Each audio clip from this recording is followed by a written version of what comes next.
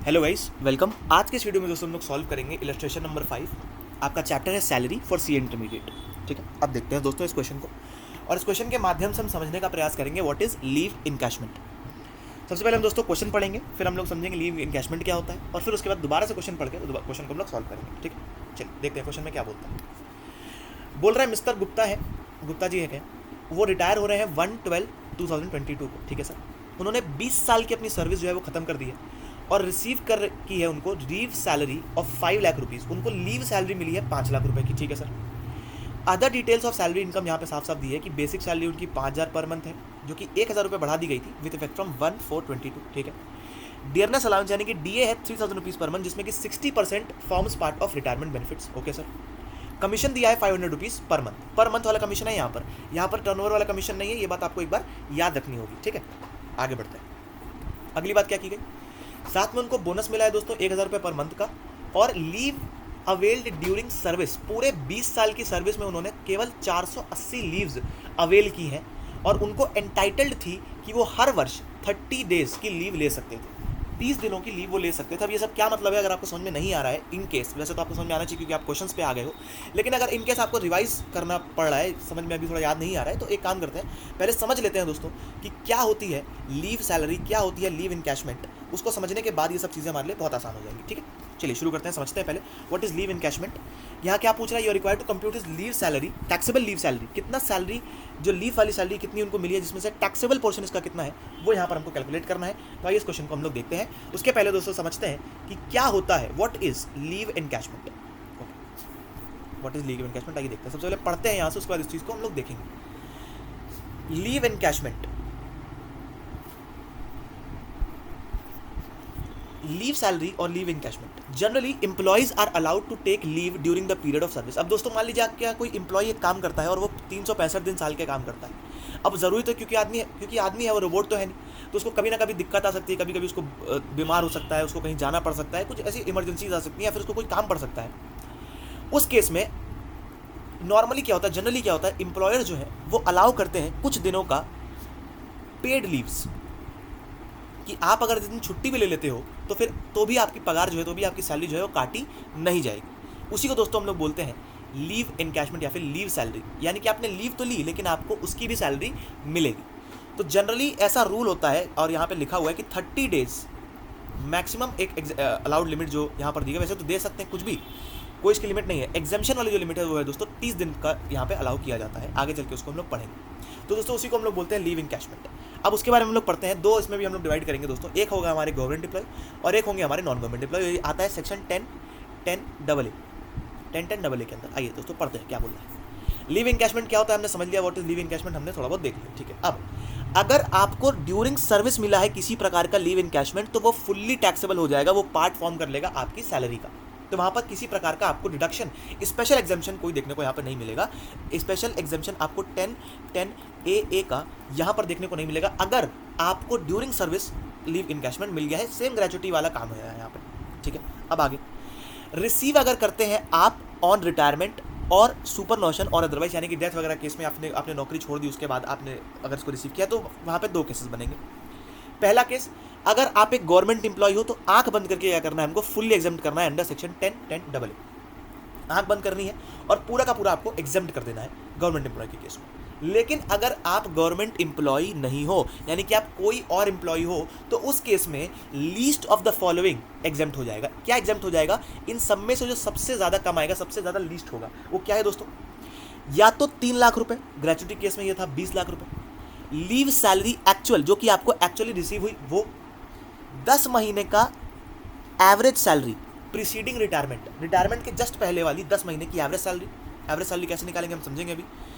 और cash equivalent of unavailed leave based on last 10 months average salary to his credit at the time of retirement, and earned leave entitlement cannot exceed 30 days for every year of actual service। अब इसका क्या मतलब होता है दोस्तों, ये हमने पढ़ तो लिया, लेकिन समझने के लिए क्या करेंगे दोस्तों, हम खुद के हाथों से, अपने इजी सुंदर सुंदर हाथों से एक चार्ट बनाएंगे। तो ये चार्ट बनाते हैं और उस चार्ट के माध्यम से हम लोग समझने का प्रयास करेंगे। ओके सर, तो सबसे पहले ऊपर हम लोग एक बात लिखेंगे जिसको हम लोग प्यार से क्या बुलाते हैं, leave encashment. Leave encashment. Okay sir, शुरू करते हैं। क्या करेंगे सर, हम सबसे पहले 2 पार्ट्स में इस पूरी चर्चा को, इस पूरे बात को डिवाइड कर लेंगे। 2 छोटे छोटे कॉलम्स बनाएंगे और इस 2 कॉलम्स में 2 पार्ट्स में इस चीज़ को डिवाइड करेंगे। क्या होंगे 2 कॉलम्स, आइए देखते हैं। पहली बात की जाएगी कि आपको ड्यूरिंग सर्विस पीरियड, आपको सर्विस के दौरान लीव इनकैशमेंट हुई है, यानी कि आपको लीव इनकैशमेंट मिला है सर्विस के दौरान। उस केस में दोस्तों यहां पर ये हो जाएगा फुल्ली टैक्स, पूरा उसके ऊपर टैक्स लग जाएगा, किसी प्रकार का आपको एग्जम्पशन नहीं मिलेगा। लेकिन अगर आपको मिली है आफ्टर रिटायरमेंट या फिर रिटायरमेंट के समय पर, रिटायरमेंट और अदर केस और अदर किसी और केस में, चाहे डेथ के केस में, चाहे आपने नौकरी छोड़ दी उस केस में, उस जगह पर क्या होता है, वहां पर आपको डिवाइड किया जाता है, वापस से बंटवारा किया जाएगा आपका कुछ पार्ट्स के अंदर। 2 पार्ट्स फिर वहां पे निकाले जाएंगे, वापस यहाँ पे दोस्तों 2 पार्ट बनाए जाएंगे। क्या होंगे वो 2 पार्ट्स, आइए समझते हैं। पहला पार्ट बनेगा, पहला आपसे पूछा जाएगा क्या आप गवर्नमेंट के एम्प्लॉई हैं, क्या आप सरकार के एम्प्लॉई हैं। अगर आप बोलते हैं यस, तो बोला जाएगा कि स्वागत है आपका, आपका पूरा अमाउंट जो आपको मिला है वो फुल्ली एग्जेम्प्ट कर दिया गया है अंडर सेक्शन 10(10)AA। आपका पूरा का पूरा अमाउंट जो है वो एग्जेम्प्ट कर दिया गया है। किसी भी पैसे पर, किसी भी लीव इनकैशमेंट के पैसे पर आपको टैक्स नहीं देना है। चाहे आपको 50 लाख रुपए लीव इनकैशमेंट मिल गया हो, आपको 1 रुपये का टैक्स इस पर नहीं देना है, वो आपका फुल्ली एग्जेम्प्ट हो जाता है। आप बोलेंगे ओके सर, बहुत बढ़िया बात है। फिर आप आते हैं हमारी तरफ, हम बोलते हैं कि हम कौन है सर, बोलते हैं सर हम नॉन गवर्नमेंट एम्प्लॉय हैं, एनी अदर एम्प्लॉय, यानी कि हम नॉन गवर्नमेंट एम्प्लॉय हैं। नॉन गवर्नमेंट एम्प्लॉय को बोला गया अच्छा नॉन गवर्नमेंट एम्प्लॉय हो, अच्छा बताते हैं आपके लिए सर कुछ नियम लगाएंगे। कौन से नियम लगाएंगे सर, बोलेंगे कि आपके लिए एग्जेम्पशन तो देंगे हम, लेकिन कुछ कहानी के साथ एग्जेम्पशन देंगे। बोले सर क्या कहानी, बोला लंबी कहानी है सर, आपको मिलेगा एग्जेम्पशन। हमने बोला ये सर बहुत अच्छी बात है, और सेक्शन भी आपका वही है 10(10)AA। लेकिन एग्जेम्पशन कितना मिलेगा सर, एग्जेम्पशन मिलेगा लीस्ट ऑफ व्हाट। पहली बात, एक लिमिट सेट कर दी गई, स्टैट्यूटरी लिमिट बता दी गई 3 लाख रुपीज़, या तो 3 लाख रुपए, और ये लाइफ टाइम की लिमिट है दोस्तों। अगर आप इंप्लॉयर अपना स्विच करते हो, चाहे ग्रेजुटी का केस हो चाहे यहाँ पे केस हो, अगर आप इंप्लॉयर स्विच करते हो और आपको कई इंप्लॉयर से मिल रही है, तो ऐसा नहीं कि 20-20 लाख रुपए हर बार कैलकुलेट किया जाएगा। लाइफ टाइम लिमिट है 20 लाख रुपए की, यानी कि पहले अगर आपको 15 लाख रुपए आपने एग्जेम्प्ट करा लिया है, यानी कि 15 लाख रुपए आपने ले लिया है पहले, तो दूसरी बार भी जब आप देने जाओगे तो आपको खाली 5 लाख रुपीज़ का वहाँ पे अमाउंट रह जाएगा। तो वो आपको याद रखना आएगा। और एक बार इस क्वेश्चन करने के बाद जब आगे कभी इस प्रकार का क्वेश्चन आएगा तो हम इस चीज़ को देखेंगे, ठीक है। अभी के लिए हम पहले इस पर रिसेप्ट करते हैं। लीस्ट ऑफ 3 लाख रुपीज़, अगला पॉइंट, एक्चुअल जितना आपने रिसीव किया, एक्चुअल रिसीव्ड। ओके सर, यहाँ पे 2 बातें होंगी। तीसरी बात की जाएगी दोस्तों, थर्ड पॉइंट पे आते हैं, 10 महीने की average salary just immediately preceding 10 month, just immediately preceding retirement के 10 महीने पहले की आपकी एवरेज सैलरी। और अगली बात, लास्ट बात, ये यहाँ पे थोड़ा सा ट्रिकी आपके पॉइंट, आप यहाँ पे थोड़ा समझिएगा, थोड़ा सा समझने का प्रयास करिएगा कि आपको टोटल जितनी लीव्स अलाउड थी उसमें से लेस करेंगे, कितनी लीव्स आपने यूज कर ली, टोटल कितनी लीव्स आपको अलाउड थी, टोटल और कितनी लीव्स आपने यूज कर ली, इसको मल्टीप्लाई करेंगे दोस्तों एवरेज सैलरी से, इसको मल्टीप्लाई करेंगे दोस्तों एवरेज सैलरी से। और यहां पर 10 मंथ एवरेज सैलरी का यहां पे मतलब है, या तो इसको ये लिख लो या तो और करके लिख लीजिए 10 इंटू एवरेज सैलरी। और अब एवरेज सैलरी कैसे निकालनी है आइए उसको समझते हैं। और वो बिल्कुल, अगर आपने ग्रेजुटी वाला क्वेश्चन किया है तो बिल्कुल उसी प्रकार से लगभग आपका यहाँ पर भी उसी प्रकार से हम निकालते हैं। कौन सी चीज़, एवरेज सैलरी। तो एवरेज सैलरी दोस्तों यहाँ पे कैसे निकाली जाती है, एवरेज सैलरी कंसेप्ट लिखेंगे, एवरेज सैलरी क्या करते हैं दोस्तों, 10 मंथ्स का जस्ट प्रीसीडिंग 10 मंथ्स, जस्ट इसके पहले का जो 10 मंथ्स है, हम लोग उसको क्या लेते हैं दोस्तों, बेसिक पे, उसमें ऐड करते हैं जस्ट प्रीवियस 10 मंथ्स का हम लोग क्या लेते हैं दोस्तों, बेसिक पे, उसमें ऐड करते हैं लास्ट 10 मंथ्स का डियरनेस अलाउंस। कौन सा sir, which is forming part of retirement benefit, जो फॉर्म पार्ट कर रहा है रिटायरमेंट बेनिफिट, खाली उतना पार्ट हम लेते हैं, उतना ही पार्ट खाई लेते हैं। और इसमें एक चीज और ऐड करते हैं, लास्ट 10 मंथ्स का जो परसेंटेज कमीशन है ऑन टर्नओवर। अगर खाली कमीशन लिखा है उसमें कोई परसेंटेज वाला टर्म नहीं तो उस कमीशन को नहीं लेंगे। अगर लिखा है परसेंटेज कमीशन ऑन टर्नओवर तभी उस कमीशन को हम लोग वहाँ पे टच करेंगे। और इसको निकालने के बाद ये सारे जो अमाउंट्स आएंगे, हमें 10 महीने का यहाँ पे अमाउंट आएगा, 10 महीने का यहाँ पे अमाउंट आएगा, 10 महीने का यहाँ पे अमाउंट आएगा, इसका टोटल निकालेंगे, उसको डिवाइड करेंगे 10 से, ताकि हमारे पास क्या आ जाएगा, एवरेज सैलरी। और इस एवरेज सैलरी के कंसेप्ट को हमको यहाँ पर लगाना है। ठीक है, अब इतना सब कुछ समझने के बाद आते हैं इस क्वेश्चन के ऊपर, वापस इस क्वेश्चन को करते हैं। और वापस से अगर आपको कुछ इसमें समझ में नहीं आया होगा तो मुझे पूरा भरोसा है क्वेश्चन करते ही आपको ये सब चीज़ें जो भी थोड़ा बहुत डाउट होगा वो सब क्लियर हो जाएगा। आइए देखते हैं क्वेश्चन, देखते हैं क्या बात यहाँ पे की जा रही है। मिस्टर गुप्ता की बात अब यहाँ पे की जा रही है। वापस से क्वेश्चन को समझेंगे, ये मिटा देता हूँ सर, क्वेश्चन को वापस समझते हैं। बात की जा रही है यहाँ पर मिस्टर गुप्ता जी। गुप्ता जी कौन है sir? Gupta ji is employee और उनकी यहाँ पर चर्चा की जा रही है। गुप्ता जी रिटायर कर रहे हैं सर 1/12/22 को। 20 साल उन्होंने सर्विस अपनी कंप्लीट कर ली है और उनको लीव सैलरी जो है मिली है 5 लाख रुपए की। और जो डिटेल्स है, जैसे बेसिक सैलरी उनकी 5,000 पर मंथ है, 1,000 रुपये इंक्रीज किया गया with effect from 1/4/22। DNS allowance DA दिया हुआ है 3,000 रुपये का, कमीशन दी हुई है 500 रुपये की, ओके सर, पर मंथ की। उसके बाद और दोस्तों क्या दिया है, बोनस दिया है 1,000 रुपीज़ पर मंथ का। टोटल लीव जो इन्होंने अवेल की है, मतलब पूरे 20 वर्षों के अंदर इन्होंने 480 दिन की लीव अवेल कर ली है। इनको मिली कितनी सर? 30 डेज एवरी ईयर उनको मिली थी, वॉज एंटाइटल्ड। यानी कि इसको कैलकुलेट करें तो 30 × 20 ईयर्स, यानी कि 600 डेज की इनको लीव मिली थी, जिसमें से खाली इन्होंने 30 डेज की लीव को एक्सेप्ट किया है, सॉरी 480 डेज की लीव को इन्होंने एक्सेप्ट किया, यानी कि 120 डेज की लीव अभी इनकी अनयूटिलाइज रह गई है। ठीक, अच्छा, इसका कंसेप्ट कहाँ पे आएगा आपको याद आ रहा होगा कि इसको कहाँ पे यूज़ करना है आपको। ठीक, 2 केसेस यहाँ पे लिए जाएंगे। पहला तो केस यहाँ पे कि अगर वो एक गवर्नमेंट एम्प्लॉय है तो उसको तो मैं करूँगा नहीं, आपको सामने यहीं पे दिखा देता हूँ। टोटल सैलरी कितनी रिसीव हुई सर लीव एनकैशमेंट वाली? 5 लाख रुपए, पूरा का पूरा एग्जाम्प्ट हो गया 10AA के अंदर 5 lakh rupees. Leave salary taxable कितनी है सर? 0। अब बात करते हैं दोस्तों नॉन गवर्नमेंट एम्प्लॉय की, जो आदमी यहाँ पर टैक्स भरने वाला है, उसकी सबसे पहले बात कर लेते हैं। चलिए, नॉन गवर्नमेंट एम्प्लॉय की यहाँ पर चर्चा हम लोग यहाँ पे कर रहे हैं। चलिए, सबसे पहले क्या लिखेंगे,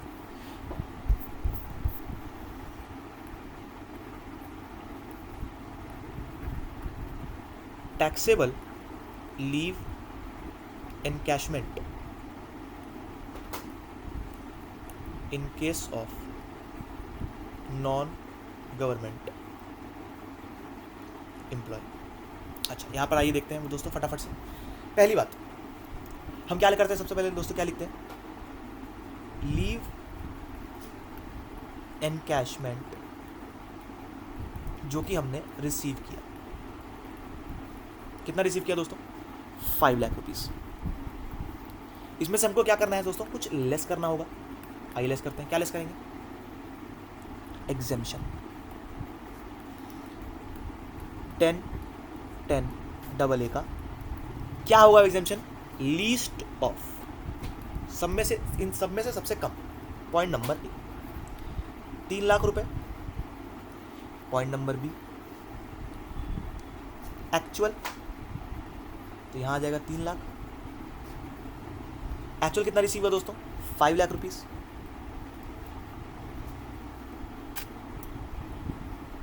अगला पॉइंट नंबर सी। अब यहां पे थोड़ा ध्यान दीजिएगा, यहां पे क्या बोला गया है कि 10 मंथ्स की एवरेज सैलरी, या तो इसको ये बोल लो या तो ये बोल लो कि 10 × एवरेज सैलरी।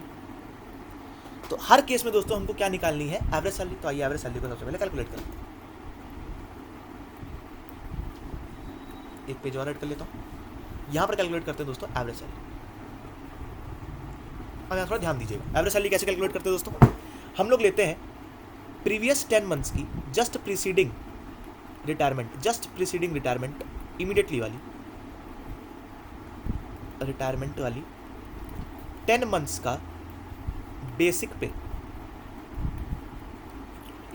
कितना होता है दोस्तों? आपको इतना सब कुछ लिखना नहीं पड़ेगा एग्जाम में, मैं आपको खाली समझाने के लिए लिख रहा हूँ। आप खाली अगर ये लिख दोगे लास्ट 10 मंथ्स का बेसिक पे तो भी हो जाएगा काम, या फिर वो नहीं भी लिखोगे और खाली आंसर लिख दोगे, मतलब सॉल्यूशन करके दिखा दोगे उसका, तो भी काम चल जाएगा। लेकिन अगर इन केस आप चाहो तो ये लिख सकते हो 10 मंथ्स का बेसिक पे कितना होता है 10 मंथ का बेसिक पे, तो हम इसको कैलकुलेट कर लेते हैं। सर क्या लिखा है क्वेश्चन में, आइए देख पढ़ते हैं। यहाँ थोड़ा सा आपको ध्यान देना पड़ेगा, यहाँ पे फंस सकते हैं लोग। क्यों सर फंस सकते हैं? यहाँ पे कुछ लिखा है, बोल रहा है कि 5,000 रुपीज़ पर मंथ हमको मिलता है। आपने बोला सर 5,000 रुपये × 10 कर दीजिए। नहीं सर, नहीं कर सकते ना। क्यों? क्योंकि 1,000 रुपये इंक्रीज की गई है सैलरी उनकी 1/4/22 से, यानी कि अप्रैल के महीने से उनकी सैलरी बढ़ाई गई है और वो रिटायर हो रहे हैं 1 दिसंबर को, यानी कि नवंबर तक की सैलरी हमको लेनी है। नवंबर से हमको गिनने हैं पिछले 10 महीने, नवंबर से लेकर के 10 महीने पिछले हमको गिनना है। तो ये कैसे गिनेंगे इसको, खाली समझाने के लिए इसको और थोड़ा सा एलैबोरेटिव मेथड में मैं कर रहा हूँ कि नवंबर के पहले कौन सा महीना आता है, अक्टूबर के पहले कौन सा महीना आता है, सितंबर के पहले कौन सा महीना आता है, अगस्त, सितंबर, अक्टूबर, नवंबर, जनवरी, फरवरी, मार्च, अप्रैल, मई, जून, जुलाई, जहाँ पे जुलाई, जून,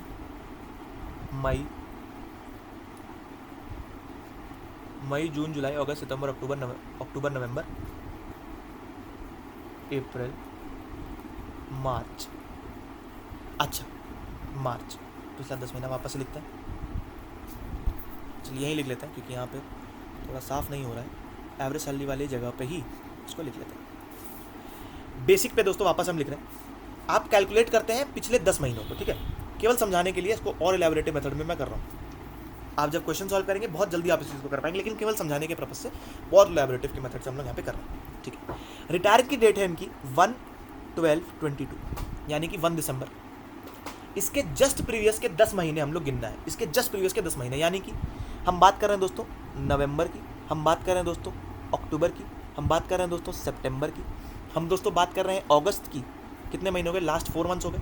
इसके पहले आएंगे जुलाई, जून, मई, अप्रैल, मार्च, फरवरी और जनवरी। कैसे गिनेंगे, लास्ट के 3 महीने 1 2 3 4 5 6 7 8 9 10, जनवरी नहीं आएगा, ठीक है, फरवरी तक आएगा। नवंबर में इनकी सैलरी कितनी थी, नीचे चलते हैं, बोला गया कि 1/4 से इनकी सैलरी 1,000 बढ़ाई गई है, यानी कि 1/4 के पहले, यानी कि 1 अप्रैल 2022 के पहले इनकी सैलरी कितनी रही होगी, 4,000 रही होगी। तो अगर इसको इस तरह लिखा जाए, यानी कि फरवरी में इनकी सैलरी कितनी थी सर, 4,000 थी, मार्च में इनकी सैलरी थी 4,000, और जैसे ही अप्रैल आया इनकी सैलरी क्या हो गई सर 5,000, और फिर पूरा यहाँ तक नवंबर तक इनकी सैलरी क्या रही है सर 5,000 रुपीज़ रही है। तो 5,000 रुपीज़ कितने महीने रही है सर, 8 मंथ्स, और 4,000 रुपीज़ कितने महीने रही है सर, 2 मंथ्स। तो जब हम यहाँ पे कैलकुलेशन करेंगे तो कैसे करेंगे, 5,000 इंटू 8 प्लस 4,000 इंटू 2, यानी बेसिक पे कितना आ गया, 5,000 into 8 M plus 4,000 into 2 M plus MRC कितना आया, 48,000। चेक करिएगा सही आ रहा है। चलिए इसमें कुछ ऐड करना होगा, क्या ऐड करेंगे दोस्तों, इसमें ऐड करेंगे dearness allowance which is forming part of retirement benefit, और वो भी कौन सा लेना है सर, हमको लास्ट 10 मंथ्स का लेना है, प्रीवियस 10 मंथ्स का हमको यहाँ पर लेना है। कैसे लेंगे दोस्तों, अब हमको DA यहाँ पर कुछ दिया है क्या, बिल्कुल दिया है सर, 3,000 रुपीज़ दिया है। इसका 60% ही फॉर्म पार्ट करता है किसका, रिटायरमेंट बेनिफिट का, और कितने महीनों का हमको लेना है दोस्तों, 10 महीनों का। कैसे निकालेंगे इसको, 3,000 इंटू 60% इंटू 10 महीने, यानी कि 18,000 रुपये यहाँ पर हमको चाहिए। यहाँ पे 18,000 लिख लिया। इसमें भी कुछ ऐड करना होता है हमको, परसेंटेज कमीशन ऑन टर्नओवर। अब यहाँ पर हमको परसेंटेज कमीशन ऑन टर्नओवर नहीं दिया है, हमको दिया है सर 500 रुपीज़ पर मंथ। तो क्या इस केस में इस 500 रुपीज़ पर मंथ को हमको कंसिडर करना है क्या, नहीं कंसिडर करना है सर, क्योंकि पर टर्नओवर वाला बेसिस वाला ही यहाँ पर लिया जाता है सैलरी के कंसेप्ट में, लेकिन पर मंथ वाला हम लोग सैलरी में यहाँ पर जोड़ने में नहीं लेते हैं, एवरेज सैलरी निकालने में, ठीक है। तो यहाँ पर हम लोग क्या लिखेंगे दोस्तों, यहाँ पर लिखेंगे हम लोग नील। अगर होता तो कितना किसका लेते हैं सर, लास्ट प्रीवियस 10 मंथ्स का। अब जैसे इसको जोड़ेंगे कितना आ रहा है दोस्तों, ये 48,000 प्लस 18,000, यानी कि 66,000 रुपीज़ आ रहा है। ये क्या आ रही है दोस्तों, 10 मंथ्स की सैलरी है, ये प्रीवियस 10 मंथ्स की सैलरी है। इसको क्या करेंगे, डिवाइड करना है किससे, 10 से, तो कितना आ जाएगा 6600 रुपीज़। ये आपका क्या हो गया, एवरेज सैलरी। ये क्या होगी दोस्तों, एवरेज सैलरी। अब यहाँ पर दोस्तों हमको क्या लिखना है, या तो 10 महीने की एवरेज सैलरी हम लोग 60,000 लिख दें, और या तो अगर इस तरह आपको समझ में आता है कि 10 इंटू एवरेज सैलरी 6600, 60,000 लिख दें, बराबर आएगा, ठीक है। दोनों में से कुछ भी आप लिख सकते हो, दोनों में आपका आंसर जो है वो यही आएगा, ठीक है। अच्छा, अब अगला पॉइंट नंबर C हो गया। पॉइंट नंबर D क्या बोलता है, यहाँ पे आपको थोड़ा ध्यान देना पड़ेगा। पॉइंट नंबर D ने यहाँ पे बताया, जहाँ पे हमने जो चार्ट बनाया था, कि टोटल लीव आपको कितनी अलाउ की गई थी। तो यहाँ पर बताया कि आपने सर 20 साल यहाँ पर काम किया है कंपनी में, और हर बार आपको एंटाइटल थे आप 30 लीव लेने को पर ईयर, 30 दिन पर ईयर के हिसाब से आप एंटाइटल्ड थे और 20 साल आपने काम किया था। ठीक है सर, यहाँ पे क्या लिखेंगे, कितना टोटल लीव्स एंटाइटल्ड। ये हम अपने समझने के लिए लिख रहे हैं, ये लीगल लैंग्वेज नहीं है, लीगल लैंग्वेज बिल्कुल भी नहीं है, लीगल लैंग्वेज अलग है। ठीक है, लीगल लैंग्वेज डिफरेंट, हम अपने समझने के लिए लिख रहे हैं। लेस लीव्स अवेल्ड, कितनी लीव्स हमने अवेल्ड कर दी, मल्टीप्लाई करेंगे इसको किससे, एवरेज सैलरी से, और इसको फिर किससे मल्टीप्लाई करेंगे सर, किसी और से मल्टीप्लाई करना है क्या, नहीं करना, बस एवरेज सैलरी से। इसको डिवाइड करेंगे 30 से, ताकि मंथ्स में वो आ जाए और फिर उसको मंथ्स के कैलकुलेशन में उसको ले आएंगे। ठीक है, चलिए अब इस केस में, पर्टिकुलर केस में क्या करेंगे, कितनी लीव्स हम एंटाइटल्ड थे, 30 पर ईयर और 20 साल हमने यहाँ पे काम किया था। लेस कितनी हमने अवेल कर ली सर, 480 हमने अवेल कर ली, डिवाइडेड बाय 30 ताकि उसको मंथ्स के फॉर्मेट में ले आए, और मल्टीप्लाई करेंगे एवरेज सैलरी से, क्योंकि 67 रुपीज़ एवरेज सैलरी, क्योंकि salary in average in months है, तो यहाँ पर भी उसको मंथ्स के फॉर्मेट में लाना पड़ेगा।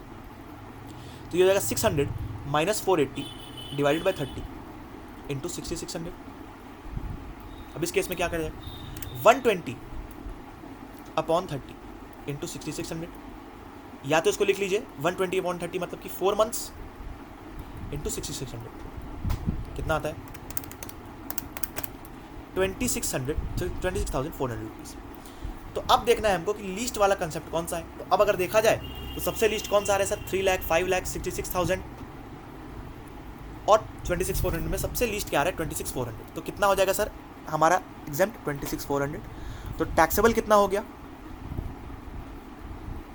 टैक्सेबल यहाँ पे कर देंगे लेस एग्जेम्प्ट, यहाँ पे लेस हो गया 26,400, टैक्सेबल कितना आ गया 5 लाख रुपीज़ हमको मिला था, उसमें से 26,400 हमने लेस कर दिया, यानी कि 473,600 is the taxable leave encashment, जिसके ऊपर जो आपकी सैलरी के इनकम में आपके जुड़ जाएगा। ठीक है, तो देखिए आपका आंसर मिला लेते हैं दोस्तों, आंसर मिला लेते हैं, कन्फर्मेशन मिल जाएगा 26,400 को यहाँ पर एग्जेम्प्ट कर दिया गया है। ठीक है, और यहाँ पर आप देखेंगे तो लिखा है कि टोटल सैलरी कितनी मिली थी 5 लाख रुपीज़ लीव एनकैशमेंट के नाम की, एग्जाम कर दिया गया अंडर 1010A और सी नोट बिलो नोट में हमने पूरा कैलकुलेशन दिखा दिया है, और 47600 हमने टैक्सेबल यहाँ पे कर दिया। ठीक है दोस्तों, thank you for watching the video, hope आपको समझ में आया होगा। Will meet in the next lecture in the next video, till then this is Devansh Agarwal signing off, Jai Hind.